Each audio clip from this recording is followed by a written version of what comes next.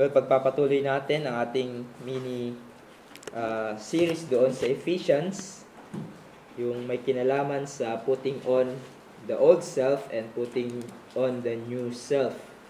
At tayo po ay nasa Ephesians 4, beginning verse 17, that ang focus ng ating pag-aaral would be verse 20 to 24. At ayan pong basahin ko sa Tagalog, sa Efeso chapter 4, beginning verse 17. Kaya't sinasabi ko ito at pinatotohanan sa Panginoon na kayo'y hindi na dapat lumakad na gaya ng lakad ng mga hentil sa kawalang saysay ng kanilang mga pag-iisip. Nagdilim ang kanilang mga pangunawa, palibhasay na hiwalay sa buhay ng Diyos. Dahil sa kanilang kamangmangan, dahil sa katigasan ng kanilang mga puso, sila'y naging manhid at ibinigay ang kanilang sarili sa kahalayan, sakim sa paggawa ng bawat uri ng karumihan. Ngunit hindi sa gayong paraan ninyo natutunan si Kristo. Kung tunay na siya'y inyong narinig at tinuruan sa Kanya, kung paanong ang katotohanan ay naka Jesus, alisin ninyo ang dating paraan ng inyong pamumuhay, ang dating pagkatao na pinasama sa pamamagitan ng pandayang pagnanasa at magbago sa espiritu ng inyong pag-iisip. At kayo'y magbihis ng bagong pagkatao na nilalang ayon sa wangis ng Diyos sa katuwiran at kabanalan ng katotohanan. Again, ang focus ng pag-aaral natin would be verse 20 to 24. Tayo po ay manalangin at tumingi ng tulong sa Diyos. O aming dakilang Panginoon at aming Ama na nasa langit, tunay po ang inawit namin kanina na ang aming puso weak are the effort of our hearts. And we cannot even grasp, Panginoon, without your help, yung mga katotohanan na maaaring marinig namin sa mga oras na ito. And so, as we listen to your word, we pray, Lord, that we see you as you are, so that we would serve you as we ought.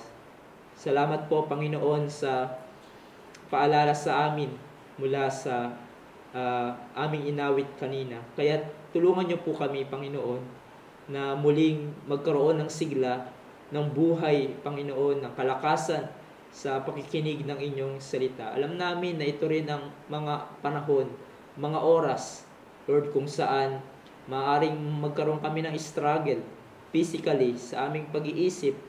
Kaya makabag ka, Panginoon, na kami po ay inyong tulungan. Bigyan niyo po kami ng fresh na grace to understand your word. And we pray, Lord, na hindi lang dito natapos na nakinig kami ng inyong mga salita, kundi ganapin namin ito sa aming buhay. Salamat po, Panginoon, sa kalayaan na pinagkakaloob niyo pa rin sa amin na marinig ang pangangaral ng inyong salita. Sana, Panginoon, ay kayo ang kumilos sa aming kalagitnaan at maiangat ang iyong anak na si Jesus.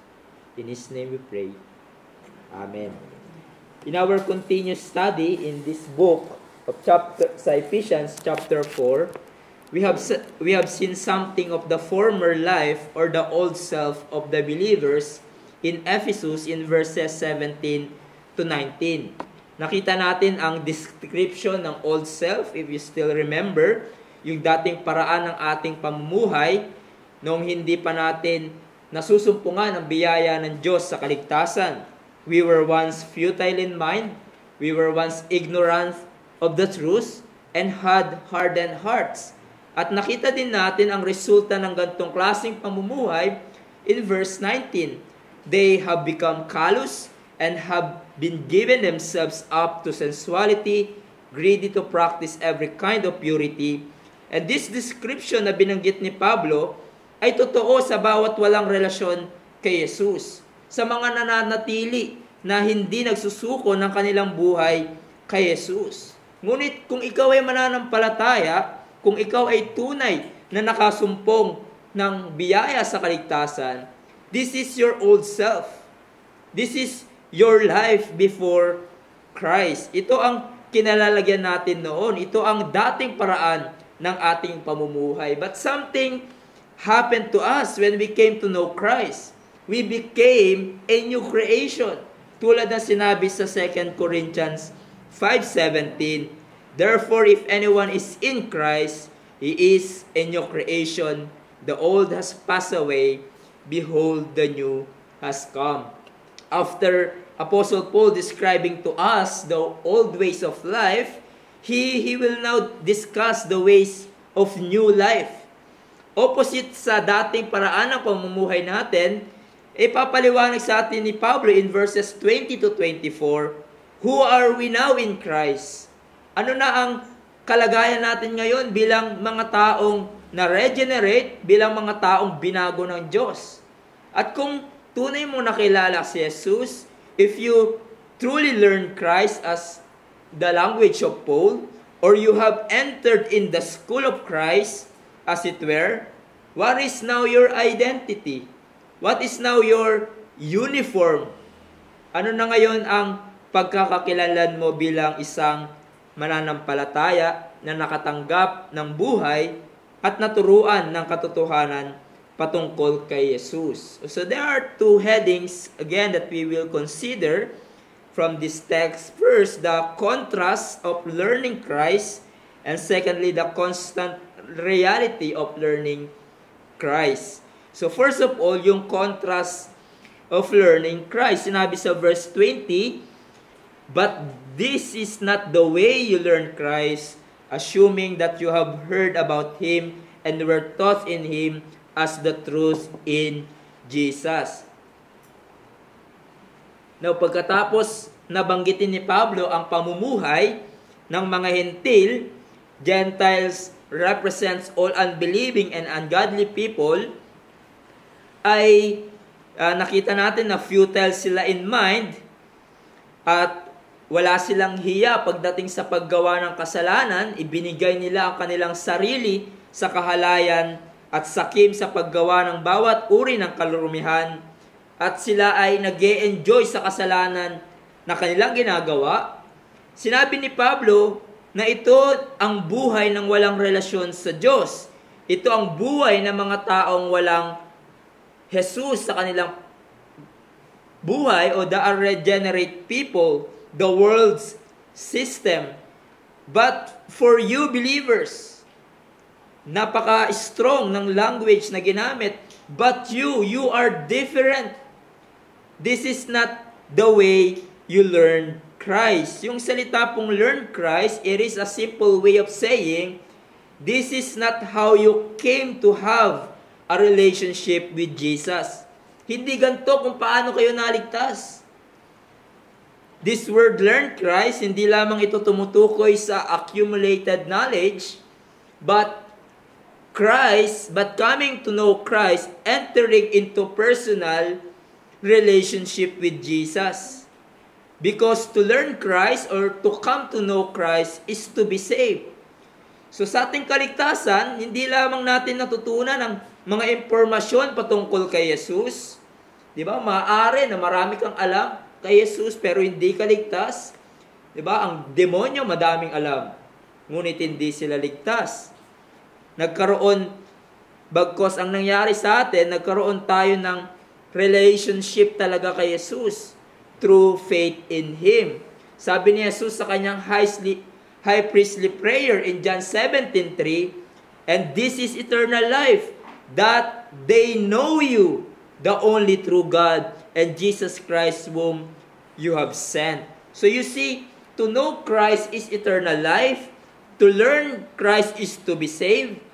We didn't just learn facts about Christ in our salvation, but we learned Christ Himself. We learned a person. We encountered Christ through the gospel, and then we are changed. Then in verse 21, makikita natin yung strong assertion or confirmation ni Pablo kung paano nila nakilala ang Panginoong Jesus. Sinabi niya, it says, or if that you heard about Him and were taught in Him as truth is in Jesus. Ano sinasabi dito ni Pablo? He is not casting doubt to them. Kasi yung ginamit na word ay if or kung sa Tagalog. Kapag ginamit natin yung word na yan sa ating panahon, parang we are not sure. Diba? Hindi tayo sigurado. Example, pupunta ako sa market if hindi uulan. But that's not the case here sa original language. Yung salita pong if or kung could be translated as since or because. So, Paul here is confirming, asserting that they truly learn Christ, na totoong kilala nila si Jesus. How? Sapagkat narinig nila ang turo patungkol kay Jesus at naturuan sila ng katotohanan patungkol kay Jesus. That's how they learned Christ. They heard the gospel. They were taught of the truth of Jesus. And you see the sharp contrast na nilalahad sa atin dito ni Pablo. Nagsimula siya sa verse 17, describing yung takbo ng pamumuhay ng mga walang relasyon kay Jesus. But you, believers, mga ligtas, mga tinubos ni Jesus, but you did not learn Christ this way. You have entered into a relationship with Jesus and taught the truth in Jesus. Taught truth in Jesus. At nagdulot ito ng pagbabago sa inyong buhay. In other words, every true Christian is changed by God. No, the new has come, the old has passed away. Ang isang tunay na Kristiyano ay bago ng nilalang. Hindi na siya alipin ng kasalanan, hindi na naghahari ang kasalanan sa kanyang buhay. Meron na siyang pagkapuot sa kasalanan. At ang lakad ng kanyang buhay ay sa katuwiran. At ang lakad ng kanyang buhay ay pagsunod sa kalooban ng Diyos. Kung ikaw ay mananampalataya, meron ka ng bagong master. Meron ka ng bagong citizenship.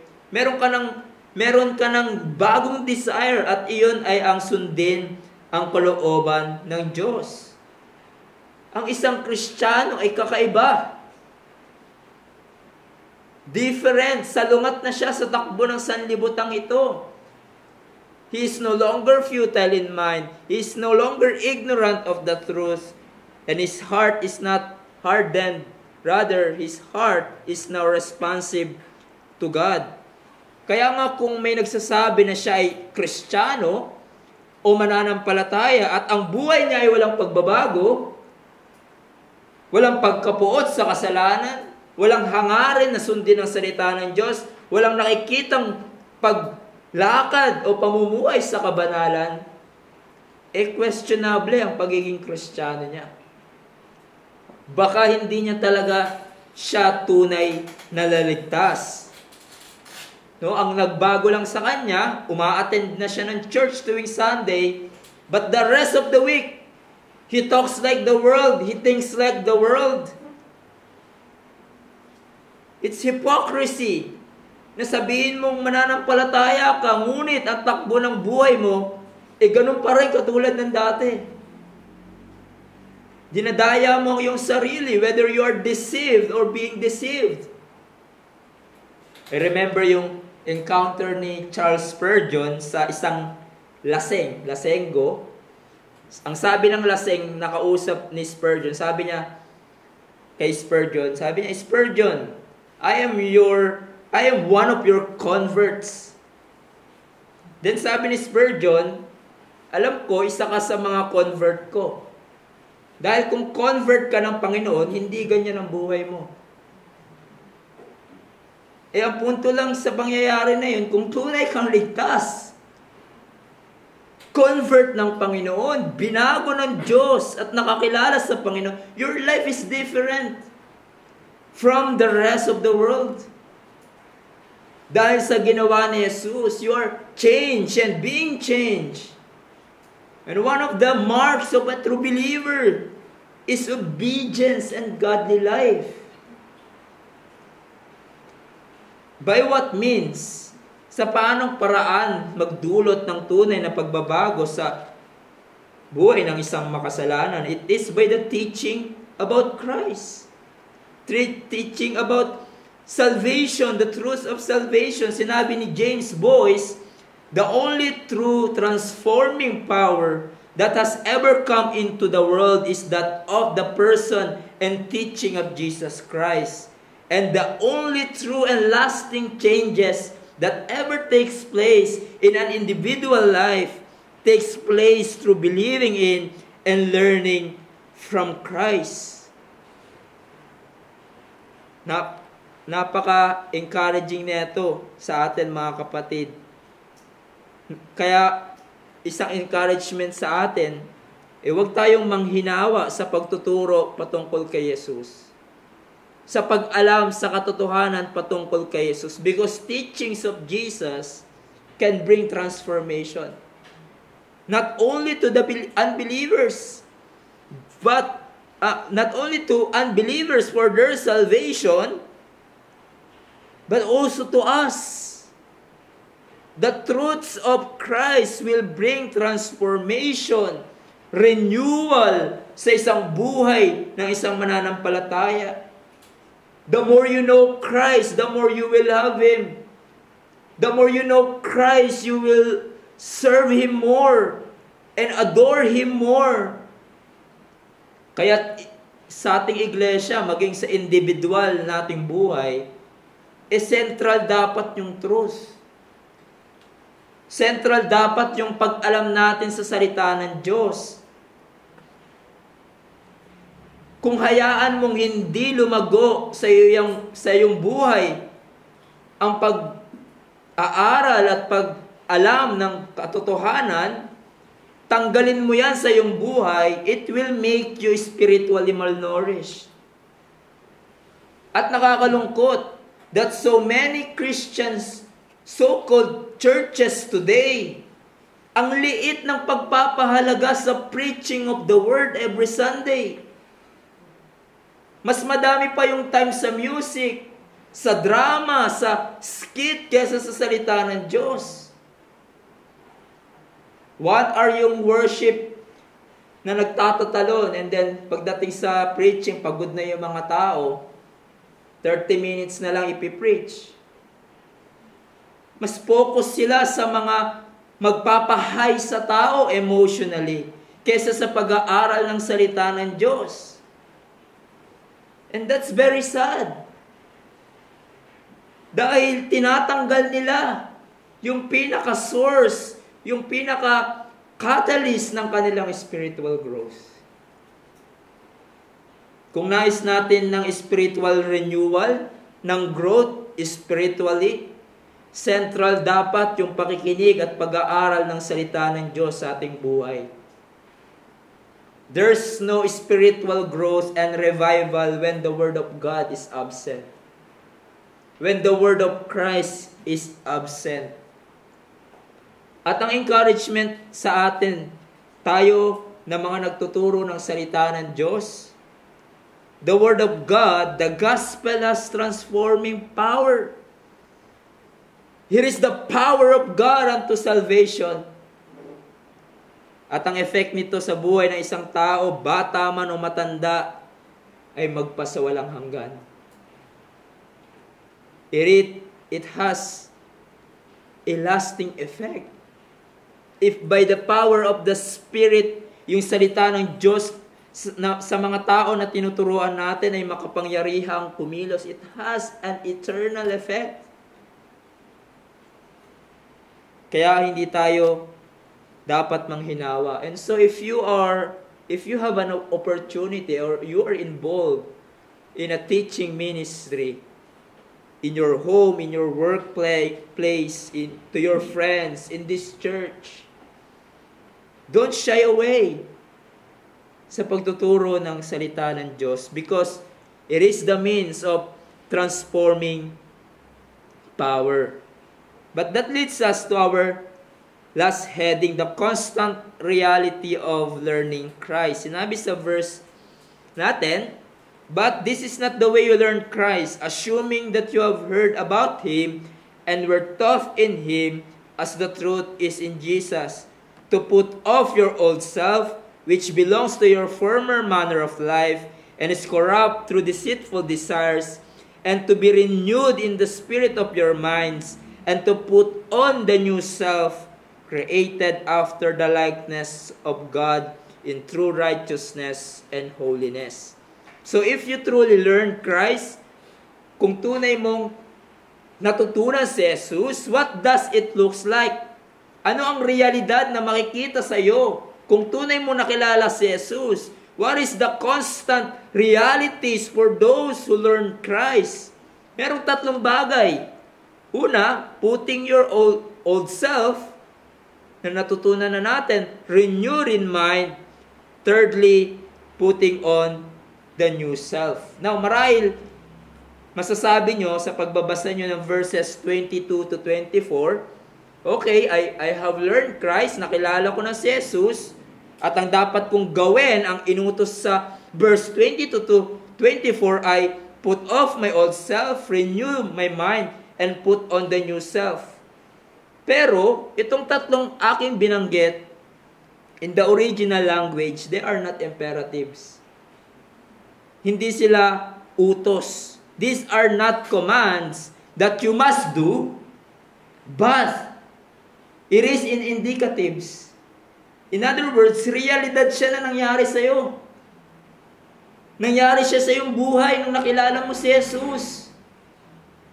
This already happened to you if you truly learn Christ. At ano yung tatlo na yun, no? Yung binanggit natin, these three realities are done at the point of our conversion. So you see the point of Paul is making here. If you are a true believer, you believe the gospel, you learned Christ, and what took place in your life? You put off the old self. You are renewed, and you put on the new self. Now let us look at these three. If you truly learn Christ, you put off the old self. Kung ikaw ay mananampalataya, tinakwil mo na ang dating paraan ng iyong pamumuhay. Ang dati mong buhay na alipin sa kasalanan, ang dati mong buhay sa ungodliness, and so on. But now, if you are in Christ, you died to sin. You no longer slave of sin. Sinabi sa Romans 6 chapter 6 verse 6, we know that our old self was crucified with Him in order that the bodies of sin might be brought to nothing, so that we would no longer be slave to sin. In other words, yung tayo ay naging kaisa kay Jesus through faith, our old self was crucified with Christ. We died to sin. This is what happened to us nang nakilala natin si Jesus. Iniwan na ng isang believer ang dati niyang buhay sa kasalanan. Nilisan mo na, hinubad mo na ang dati mong buhay sa kasalanan. Marahil, tatanungin nyo, you might ask, but pastor, sinasabi mo na patay na ako sa kasalanan, hinubad ko na ang dating buhay ko sa kasalanan, ngunit nakakagawa pa rin ako ng kasalanan. Nagagalit pa din ako sa asawa ko, nagiging mainitin ang ulo ko, nakakapagsinungaling pa din ako. Why is that? Well, ang tunay na mananampalataya may stumble to sin dahil meron pa tayong remains of sin. We may fall into sin, even to grievous sin, like we had study si David. Dahil meron pang labi ng kasalanan. At tulad ng nilahad ni Pablo sa Romans 7, di ba? Na meron pang struggle sa kanya sa kasalanan. But a true believer, a person who learned Christ, will not be happy to continue and live in sin, because he died to it. His old self was crucified with Christ. He is no longer under the dominion and power of sin. Magkaiba po yun. Magkaiba yan na ang tunay ni Kristiyano ay maaari magkasala at mahulog sa kasalanan, ngunit hindi siya namumuhay sa kasalanan at nagagalak sa paggawa ng kasalanan. Iba na ang paraan ng kanyang buhay. Iba na ang paraan ng ating buhay. Why is that? Because when we are united with Christ by faith, the result is we put off the old self. And basically, this term here is basically a description of true repentance from sins. You put off your sins. Yan ang nangyari sa tunay na nakakilala si Jesus. And because of, again, the reality of remaining sin, we continually putting off the old self. Nilisan na natin at patuloy na nililisan ang kasalanang dati nating minamahal. Secondly, if you truly learn Christ, you are renewed in mind. Again, this is an indicative. And to be renewed in the spirit of your minds. This is what happened to you when you became a Christian. And it is a constant, continuous reality of your life. You are being renewed in mind. Contrary sa binanggit ni Pablo sa verse 17 na yung mga unbelievers ay their minds are pointless, empty, vanity. Ang kanilang pag-iisip ay tutungo sa walang kabuluhang direksyon. Ngunit ang isang tunay na believer, his mind is renewed and being renewed. Nagbago ang kanyang pananaw sa pagdating sa kasalanan. You see now what sin really is. And you see clearly what is pleasing to God. Ang isang mananampalataya ay tinutuon niya na ang kanyang pag-iisip sa mga bagay patungkol kay Jesus, sa mga bagay na nakakalugod sa Diyos. We are transformed and being transformed by the renewal of our mind through the words of God. Sinabi ni John MacArthur, when a person becomes a Christian, God initially renews his mind, giving it a completely new spiritual and moral capability, a capability that most brilliant and educated mind apart from Christ can never achieve. This renewal continues through the believer's life as he is obedient to the word and will of God. The process is not a one-time accomplishment, but the continual work of the Spirit in the child of God. Our resources are God's word and prayer. It is through this means that we gain the mind of Christ, and it is through that mind that we live a life of Christ.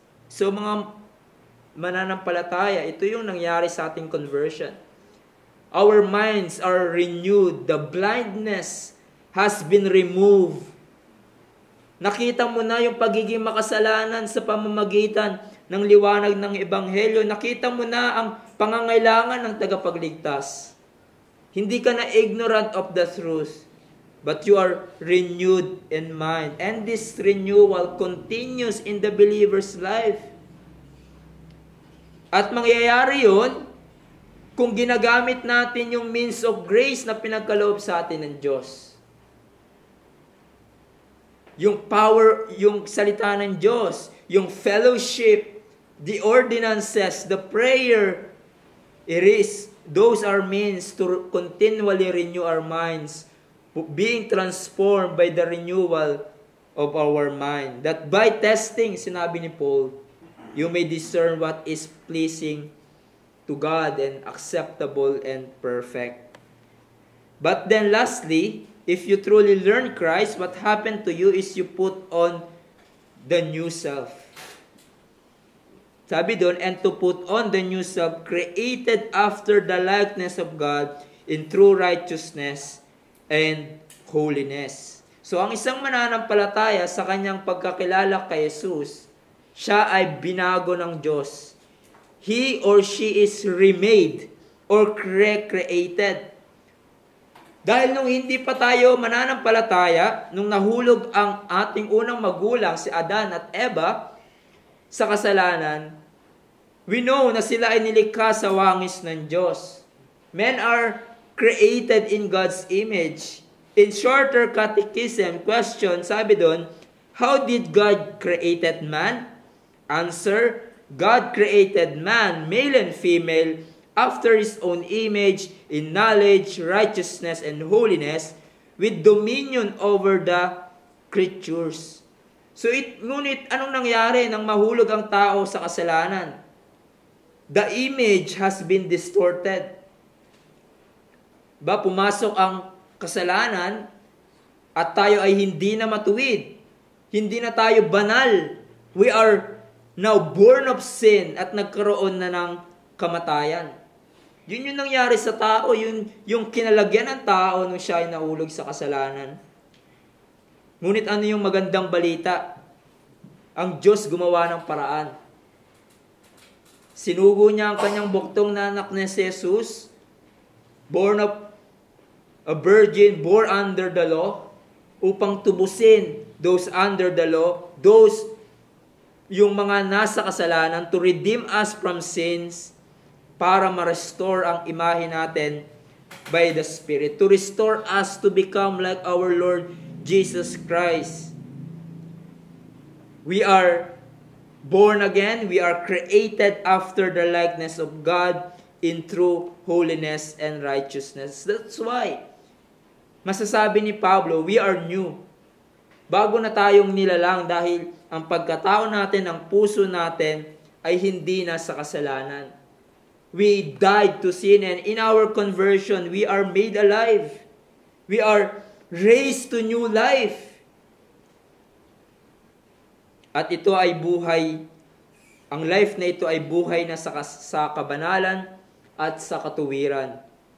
Di ba't hindi ba't yan ang sinabi sa Ephesians 2, beginning verse 4?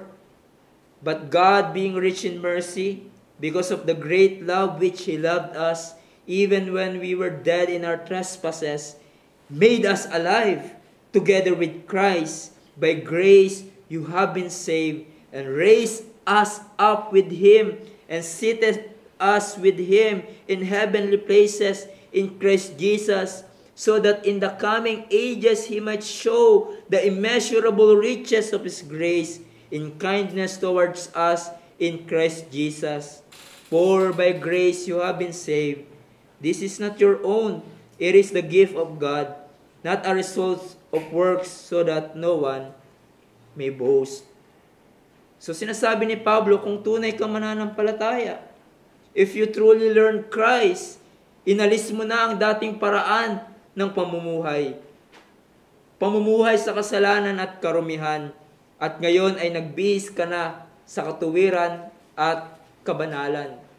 You put on the new self. You are restored, and being restored in the image and likeness of our Lord Jesus Christ. Ito ang design ng Diyos sa kaligtasan. Hindi lang para iligtas tayo sa hell, though that's great, but meron pang mas greater. God redeemed us so that we will be like His Son. So that we will be restored in the image, in holiness and in righteousness, just like our Lord Jesus Christ. We are new in Christ, yes, but not yet completely new. We are righteous and holy, yes, but not yet perfectly righteous and holy.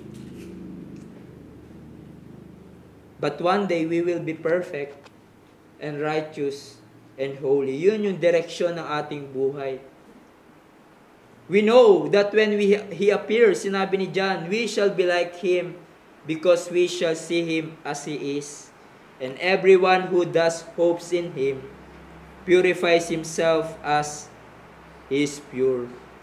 Yes, you are not perfectly holy. You are not perfectly righteous. But one day you will be.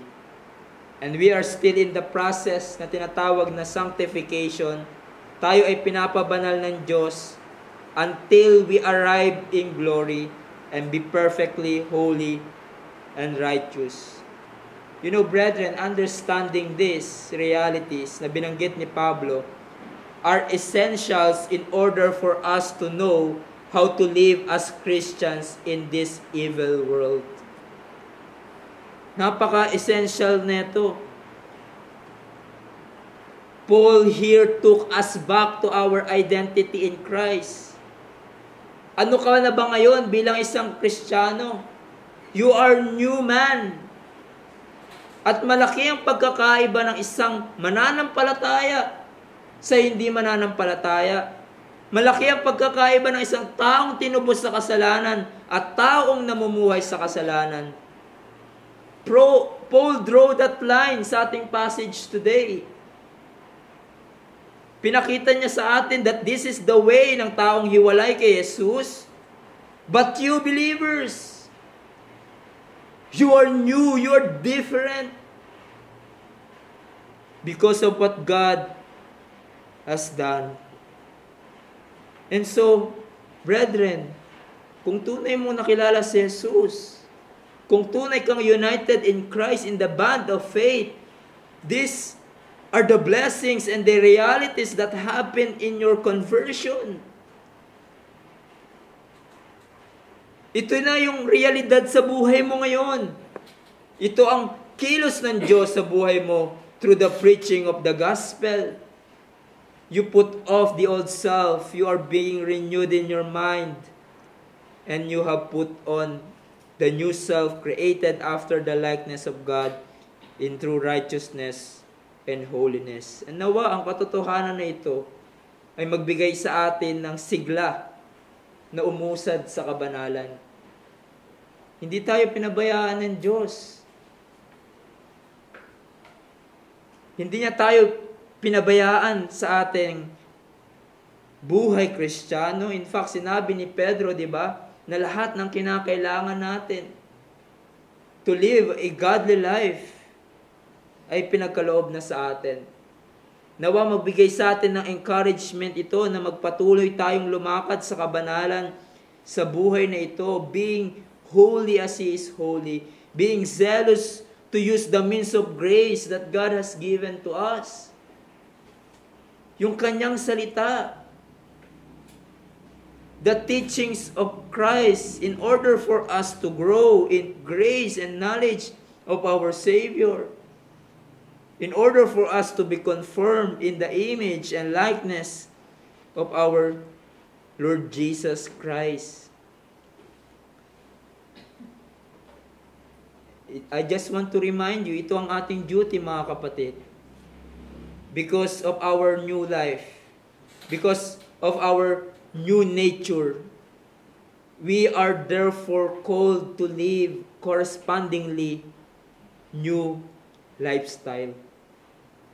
Don't go back to the pit where God saved you. Bagkus sa tulong ng Espiritu ay iwaksi mo ang dating paraan ng iyong pamumuhay.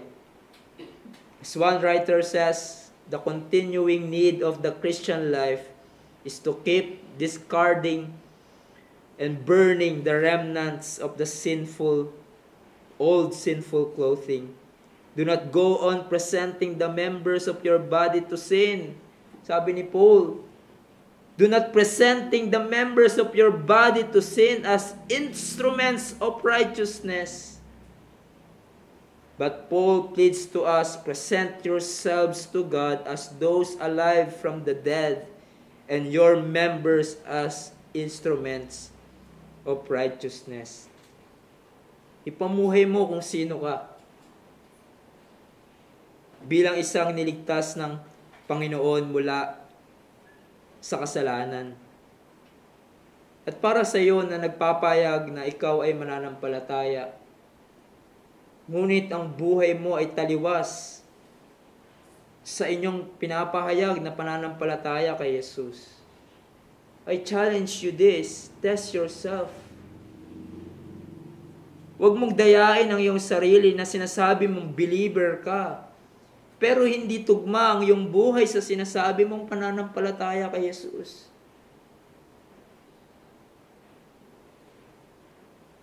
Paano mo malaman na meron kang tunay na relationship sa Kanya? that you truly learn Christ? Is it because one time in your life, you prayed a prayer and asked Jesus in your heart? Is that the answer? Paano mo malaman that you truly learn Christ? You may answer this question. Do you believe kay Jesus bilang iyong tanging Panginoon at tagapagligtas sa kasalanan? Answer this. Meron ka bang pagkapuot sa kasalanan ngayon? Meron ka bang pagmamahal sa salita ng Diyos? Meron ka bang pagmamahal sa iglesia? Sa panalangin?